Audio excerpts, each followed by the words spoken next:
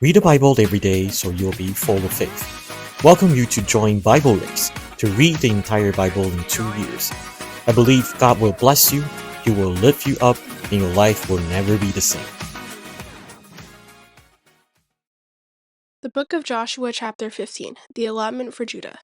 The allotment for the tribe of the people of Judah, according to their clans, reached southward to the boundary of Edom, to the wilderness of Zin at the farthest south. And their south boundary ran from this end of the Salt Sea from the bay that faces southward. It goes out southward of the ascent of Akrabim, passes along to Zin, and goes up south of Kadesh Barnea, along by Hezron, up to Adar, turns about to Karka, passes along to Asmin, goes out by the brook of Egypt, and comes to its end at the sea. This shall be your south boundary. And the east boundary is the Salt Sea to the mouth of the Jordan, and the boundary on the north side runs from the bay of the sea at the mouth of the Jordan. And the boundary goes up to Beth Hoglah and passes along north of Beth Arabah. And the boundary goes up to the stone of Bohan, son of Reuben, and the boundary goes up to the Beer from the valley of Achor, and so northward, turning toward Gilgal, which is opposite the ascent of Adumim, which is on the south side of the valley. And the boundary passes along to the waters of En-Shemesh and Enta and Rogel. Then the boundary goes up by the valley of the son of Hinnom at the southern shoulder of the Jebusite, that is, Jerusalem. And the boundary goes up to the top of the mountain that lies over against the valley of Hinnom on the west, at the northern end of the valley of Rephaim. Then the boundary extends from the top of the mountain to the spring of the waters of Nephtoah, and from there to the cities of Mount Ephron. Then the boundary bends around to Bala, that is Kiryath Jearim, and the boundary circles west of Bala to Mount Seir, passes along to the northern shoulder of Mount Jearim, that is Shesalon, and goes down to Beth Shemesh and passes along by Timnah. The boundary goes out to the shoulder of the hill north of Ekron, then the boundary bends around to Shikharon and passes along to Mount Bala and goes out to Jabneel. Then the boundary comes to an end at the sea. And the west boundary was the Great Sea with its coastline. This is the boundary around the people of Judah according to their clans. According to the commandment of the Lord to Joshua, he gave to Caleb the son of Jephunneh a portion among the people of Judah, Kiriath Arba, that is Hebron. Arba was the father of Anak. And Caleb drove out from there the 3 sons of Anak, Shishai and Ahiman, and Talmai, the descendants of Anak. And he went up from there against the inhabitants of Debir. Now the name of the beer formerly was Kiriath Sepher, and Caleb said, "Whoever strikes Kiriath Sepher and captures it, to him will I give Achsah my daughter as wife." And Othniel, the son of Kenaz, brother of Caleb, captured it, and he gave him Achsah his daughter as wife. When she came to him, she urged him to ask her father for a field. She got off her donkey, and Caleb said to her, "What do you want?" She said to him, "Give me a blessing. Since you have given me the land of the Negeb, give me also springs of water." And he gave her the upper springs and the lower springs. This is the inheritance of the tribe of the people of Judah according to their clans. The cities belonging to the tribe of the people of Judah in the extreme south toward the boundary of Edom were Kabzeel, Adir, Jagur, Kinah, Dimonah, Adada, Kadesh, Hazor, Ifnan, Ziph, Telem, Beloth, Hazor Hadatah, Kiriath Hezron, that is Hazor, Amam, Shema, Moladah, Hazar Gadah, Heshmon, Beth Palet, Hazar Shual, Beersheba, Biziaphayah, Bala, Yaim, Izem, Eltolad, Shasil, Hormah, Ziklag, Madmanah, Sansana, Labath, Shalim, Ayin, and Rimmon in all 29 cities with their villages. In the lowland, Eshtaol, Zorah, Ashna, Zanoah, and Ganim, Tapua, Enam, Jarmuth, Adulam, Sokol, Azekah, Sha'araim, Adifayim, Gederah, 14 cities with their villages, Zenan, Hadashah, Migdalgad, Delayin, Mitzpah, Joktheel, Lachish, Bozkath, Eglon, Kaban, Lamam, Chilish, Gederah, Beth Dagan, Nama, and Makedah, 16 cities with their villages, Libnah, Ether, Ashan, Iftah, Ashna, Nazib, Keilah, Akzib, and Marashah, 9 cities with their villages, Ekron with its towns and villages, from Ekron to the sea, all that were by the side of Ashdod with their villages, Ashdod, its towns and villages, Gaza, its towns and villages, to the brook of Egypt, and the great sea with its coastline. And in the hill country, Shamir, Jatir, Sokol, Dana, Kiriath Sanah, that is the beer, Anab, Eshtamol, Anim, Goshen, Holan, and Gilo, 11 cities with their villages: Arab, Duma, Eshan, Janim, Beth Tapua, Afekah, Humta, Kiriath Arba, that is Hebron, and Zior, 9 cities with their villages: Maon, Carmel, Ziph, Jutah, Jezreel, Jokthim, Zanoah, Cain, Gibeah, and Timnah, 10 cities with their villages: Halhol, Bethsur, Gedor, Marath, Beth Anath, and Eltekon, 6 cities with their villages: Kiriath Baal, that is Kiriath Jearim, and Rabbah, 2 cities with their villages. In the wilderness, Beth Arabah, Medin Sekakah, Libshan, the city of Salt, and En-Gedi, 6 cities with their villages. But the Jebusites, the inhabitants of Jerusalem, the people of Judah, could not drive out, so the Jebusites dwell with the people of Judah at Jerusalem to this day. The book of Joshua, chapter 16. The allotment for Ephraim and Manasseh. The allotment for the people of Joseph went from the Jordan by Jericho east of the waters of Jericho into the wilderness, going up from Jericho into the hill country to Bethel. Then, going from Bethel to Luz, it passes along to Adaroth, the territory of the Arkites. Then it goes down westward to the territory of the Japhletites as far as the territory of lower Beth Horon, then to Gezer, and it ends at the sea. The people of Joseph, Manasseh, and Ephraim received their inheritance. The territory of the people of Ephraim by their clans was as follows. The boundary of their inheritance on the east was Adaroth Adar, as far as upper Beth Horon, and the boundary goes from there to the sea. On the north is Migmaphath. Then on the east, the boundary turns around toward Tanath Shiloh and passes along beyond it on the east to Genoa. Then it goes down from Genoa to Adaroth and to Narah and touches Jericho, ending at the Jordan. From Tapua, the boundary goes westward to the brook Kanah and ends at the sea.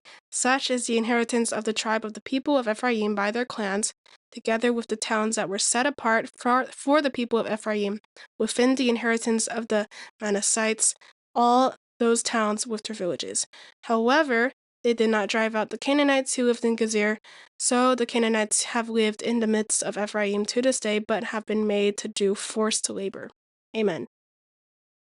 The following is the English translation of Pastor Moen Wu's teaching on the book of Joshua, chapters 15 and 16, translated by Bryson. Read the Bible every day so you will be full of faith. Joshua chapter 15 and 16 continues the narrative after Judah's victory at Hebron, which Caleb dedicated to the Levites as a city of refuge. Caleb himself did not stay in Hebron but moved to the countryside, leaving Hebron for the Levites and for God's use. Several hundred years later, Hebron became the place where David was anointed king. From chapter 15, we can see the extent of the land possessed by the tribe of Judah. Using a map, we observe the boundaries described in verses 7 to 12, outlining the southernmost, easternmost parts, and other extremities. Understanding the geography of Israel, it becomes clear that Judah's allocated territory is in the southernmost part of Israel. Is this land the best part of Israel, filled with plains, water, and food? Chapter 15 uncovers Judah's land and reveals 4 spiritual principles connected to it, showing us important lessons we can learn.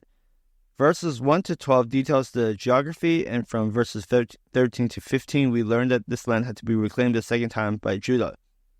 If we take a look back in Joshua 10, verses 36 to 39, Joshua and the Israelites had already won this land during their 7-year campaign. But why did Judah have to fight for it again 7 years later? The reason is that after the initial victory, the Israelites did not settle in the land, allowing the Anakites to retake it. Thus, Caleb had to fight again to conquer Hebron and Debir. This scenario teaches us the first spiritual principle. For every spiritual victory in our lives, if we don't continuously practice and possess it and let God govern our lives, past victories can lead to future weaknesses and defeats from the enemy. This enemy seeks to steal, kill, and destroy, prowling like a lion, looking for someone to devour. We might have won battles in our mind, health, or relationships, but if we let our guard down, old habits and failures like pride and judgment can easily return. Joshua's victory in chapter 10 is revisited in chapter 15, reminding us that many battles in our lives must be fought repeatedly with God's help, and to let God live in our inner man, or else we can fall into cycles of struggle. For instance, you might battle your temper for over 20 years, or fight pride and judgment for over 10 years. Recurrent issues we face and constant enemy attacks can cause these struggles to repeat. We need a keen spirit to recognize when past battles resurface and to seek God's help just as Caleb did, to be victorious again. God reigns in this place. Jesus' blood has set a boundary. God reigns in this place. It's not me reigning, and you will see that the cycle of curses will stop. And you can possess the land of Hebron, Deborah, and dedicate it to God. When God reigns, this land becomes our inheritance. The second lesson is found in verses 16 to 19. Othniel, Caleb's nephew, married his daughter Achsah, and Othniel asked for springs of water in the Negev. She asked him, "Since you have given me the land of the Negev, give me also springs of water." If you look closely, Judah's territory had little water, since much of it was wilderness. The land that Judah had did not have too many good plains. Some are highlands, some are hills, most of it is wilderness. So springs of water were very important to them. Springs of water were dependent on rainfall. So Achsah asked her husband to ask his father. Achsah's request showed her understanding of the promise and her proactive faith. This teaches us the importance of passing on our faith and spiritual victories to our children, encouraging them to seek and inherit God's blessings. The blessings in our lives can be passed down, as God promises to bless through thousands of generations. Our faith, courage, hope towards God, resilience, love of our church, community, and passion for ministry can be inherited by our children. However, they must actively seek these blessings. Many later generations lose their inheritance because they do not pursue it. Therefore, it is important to teach your children. You need to consistently tell your children that it's not just about bringing them to church. You must teach them to earnestly grasp and hold on to God's promises. Our service to God, our testimony of loving God, and your experiences in serving God, these are things to encourage your children to follow. This is a legacy of service, life, and inheritance that can be passed on. When children ask God for blessings, He responds by bestowing the spring and the autumn rains, providing for the land, and giving the springs of water. This is the love of Father, the love of parents. Therefore, we must continually encourage, guide, and even lead our children to claim the inheritance God has given our family and church. We must strive to hold on to this inheritance. The third point is found in verses 21 to 62. This long passage is very long. It might be tempting to skip over it, but you should read it very carefully. These cities belong to Judah. The Bible only meticulously records the cities of two tribes, Judah and Benjamin. Why? Because when you value God's inheritance, He records and remembers it in detail. So when you read verses 21 to 62, don't skip them. They might seem unimportant to you, but they were very important to Judah and Caleb, because this was the land God allotted to them. Caleb cared about God's promises, so God reported them in detail. Many people don't care about God's promises. They're like, if I can get it, it's okay. If I don't get it, it's okay. Forget about it. Don't have this way of thinking. The third spiritual principle is the more you value God's promises, the more He will meticulously document them. When you read this passage, you might want to skip over reading verses 21 to 62, but God has not skipped over these details. The Holy Spirit has recorded these things to let you know that He cares about these things. As you read these verses closely, tell God, I care about the inheritance you have given me. I care about my position in the workplace, my role as your bride and son, the children you have given me. I will teach them to cherish your promises. I care about the ministry and small group you have entrusted to me, the spiritual heritage of our family, and the divine qualities you have imparted to us. I care about these things and will fight to secure them and dedicate them to you. And God will record everything in detail. Dear family, on God's table, besides the book of life, there is also a book of remembrance. This book of remembrance records the conversations of those who fear the Lord. This is what is detailed in verses 21 to 62. It includes wilderness, highlands, hills, and mountains. Dear family, you might think these inheritances are burdensome. Let me tell you, there is nothing to boast about. Caleb's inheritance might not be as good as the land east of the Jordan, but this is what God allotted to them. Caleb valued it, so God meticulously recorded it. The final point is in verse 63. But the Jebusites, the inhabitants of Jerusalem, the people of Judah, could not drive out. So the Jebusites dwell with the people of Judah at Jerusalem to this day. This verse carries a deep spiritual meaning. God's allotment includes mountains, hills, highlands, valleys, wilderness, and also enemies. Thus, the people of Judah had to continually hold on to God's promises and fight for victory. They won Hebron and Deborah and defeated the Anakites. but they did not conquer all the land. This represents our lives having abundance, joyous places, valleys of tears, shadows of death, and enemy attacks in each territory. We must continually drive out all the enemies and not cohabit with them. You need to be thankful for what you have. In the wilderness, thank God for His provision. In the mountains, rely on God for stable footing. In the valley of tears, remember that weeping may last for a night, but joy comes in the morning. In every territory of your life, remind yourself to persist in battle, driving the enemy out through warfare. Chapter 15 shows that the land given to Caleb, though beautiful, had to be conquered through battles, promises, meticulous recording, and continual gratitude. Can we, like Caleb, maintain our promised land in life? In chapter 16, we see the land allotted to Joseph's descendants. The first 4 verses remind them of their territory's borders. Manasseh and Ephraim received the firstborn's double blessing. Verses 5 to 9 detail Ephraim's land, while verse 10 notes that Ephraim did not drive out the Canaanites living in Gezer. Look at verse 10 again. However, they did not drive out the Canaanites who lived in Gezer. So the Canaanites have lived in the midst of Ephraim to this day, but have been made to do forced labor. From a worldly perspective, making the Canaanites forced laborers might seem like compassion, diversity, tolerance, or even a good economic decision by having more workers. However, in Deuteronomy 7, we see that although the Ephraimites received the birthright, they failed to completely conquer an enemy. The enemy was complacency and compromise. The tribe of Ephraim always felt they didn't have enough and were prone to comfort and luxury. They enjoyed the double blessing of the ancestor Joseph and had the most fertile land in Canaan. They believed it was their right, so they didn't diligently drive out the Canaanites, instead of using them for forced labor. Because of this, as recorded in 2 Kings 18, the Ephraimites were deported for not obeying the Lord and breaking His covenant. Before Israel and Judah split, actually, Ephraim was the core of Israel. God valued them highly, but they did not drive out the Canaanites in Gezer. Consequently, the entire 10 tribes of Israel turned to idolatry, and Ephraim was the first to depart from God's promises and split from the kingdom. Hosea 4, verse 17 reflects God's judgment. Ephraim is joined to idols. Leave him alone. So God allowed Ephraim's compromise with the people of the land.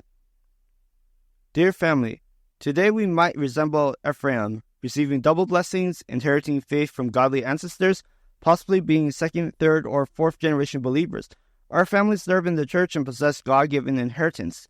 Yet we may become complacent, enjoying blessings without paying the price of holiness, sanctification, or spiritual warfare. We might coexist with unbelief and sin, not driving them out, even intermarrying and adopting idolatries of the world.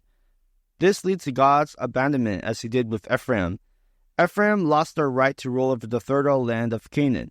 When Israel conquered the 10 tribes, they vanished without a trace. Only Judah and Benjamin remained, whom we'll discuss later.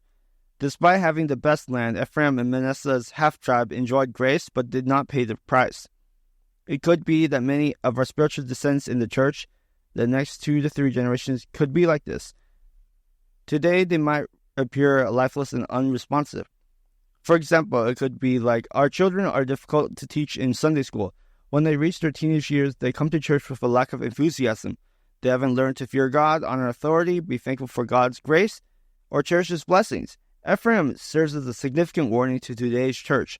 We must be diligent in teaching and guiding our children, helping them see the battles they need to fight in their lives. If our children exhibit laziness, indifference to God's grace, or a sense of entitlement and pride in enjoying His blessings, we must lead them into spiritual warfare. We must rebuke the enemy to leave, and not allow our children to become like Ephraim, living in grace, yet trampling on it. God may allow them to join with the Canaanites. They may seem smart, using the Canaanites for labor, but this ultimately leads to losing the authority over their land. May the Lord have mercy on us. Just as the tribe of Judah strived to gain their inheritance, the descendants of Joseph, Ephraim, and Manasseh lost theirs. Chapters 15 and 16 provide a profound reminder to all of us. May the Lord help us understand that these events of land distribution still occur in the church today, affecting our next generation. We must not take this lightly. Amen.